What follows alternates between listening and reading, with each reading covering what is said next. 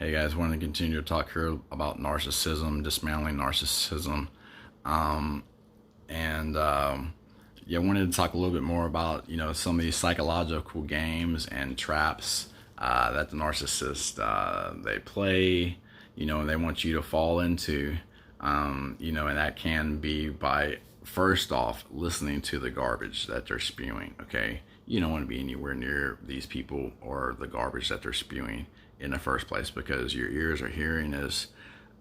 In a normal situation, you may be okay to just tell them the truth. Nothing wrong with telling somebody the truth. You may want to tell somebody like it is, okay?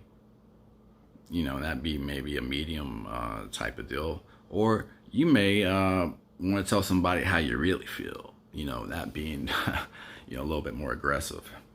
But that it's only a trap in the first place. Anything that you say, they're going to take that and spin it against you. They can go snitch to other narcissists, make up some lie, and once again, starting with the narcissistic phrase, he thinks that now we went to if, that changes everything, that you went to imaginary dream world, and it's their own little made up little thought of their own jealousy. So interjecting their verbiage of like speaking for somebody else of what they think when they don't know that. They're just seeking attention in the first place by trying to start. But if you listen to this, if you give them ear, if you're an audience, to this, it's the first mistake. Okay, you can't be anywhere near this, and just stop, get away from me. Okay, you can't be anywhere near these people who come up to you and are trying to get you to listen to this. Like he thinks that this and that, or you start to hear this. The more narcissistic phrase, they'll start to say, I was the one who did this and that. That's another one. They start to want to take credit, and the whole time that they're just spinning it back to themselves and they're gaining attention, they start to gain this energy from the audience, that to think that they are actually buying into them, buying into their BS. Okay, so you can't be around this, and if you absolutely have to, you can't escape. You might ask some real plain questions, this and that, but next you might just have to just run from these folks, because they're so just mentally deranged. Nothing beneficial can come from even speaking to them.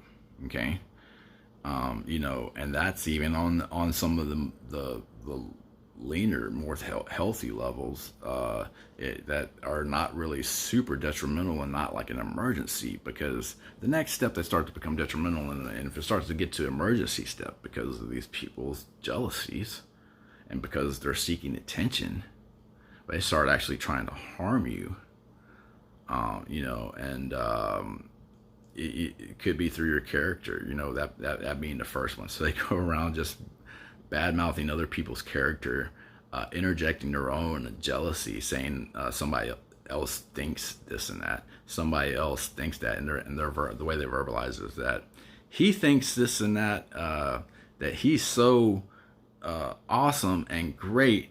And or you would hear this from girls.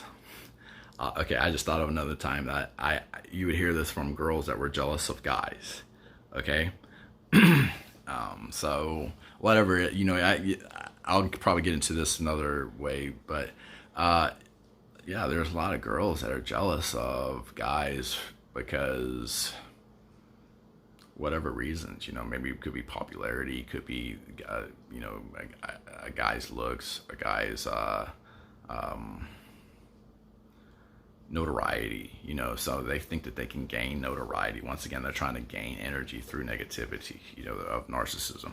Okay, so, that's the arrogance. Two things happen simultaneously. They're gaining the energy while spinning them to be a negative. Okay, that's the narcissistic arrogance. Okay, so yeah, so I thought of another one. So like a female might say this about a guy. He thinks that he's God's gift to women just because he had a girlfriend. Okay. And, well, you know, you might, I know this person. I know his girlfriend. I know you, and you seem to be a little bit weak-minded, not about anything, not about any of this and that. Maybe I'm not say this, but I realize this. So did he actually go around saying he was God's gift to women? No, but he just thinks that. Well, how do you know that he thinks that? Well, it's just in it, you know, and then it'll start to haywire because they'll run out of things to say.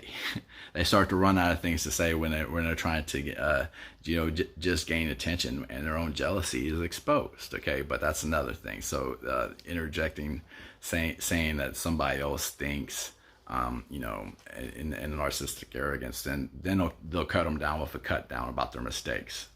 Okay. Narcissistic arrogance, you know, phrase once again, interjection in the conversation. Well, I was the one who did this and that first, and I did this and that better, and they made all kind of mistakes. Yeah, look at them. Oh yeah, look at that one mistake. And oh, well, it didn't happen. It wasn't really applicable. And how do you justify them saying this? You know, then having a long memory of mistakes. Oh yeah, but remember that one time. Remember that one time you made a mistake. Of, you know, that's you know, you're not being able to recover or even be around any of this because, you know, they're just going to use it against you and spin it into a negative type of way. So I'm gonna wrap this one up here.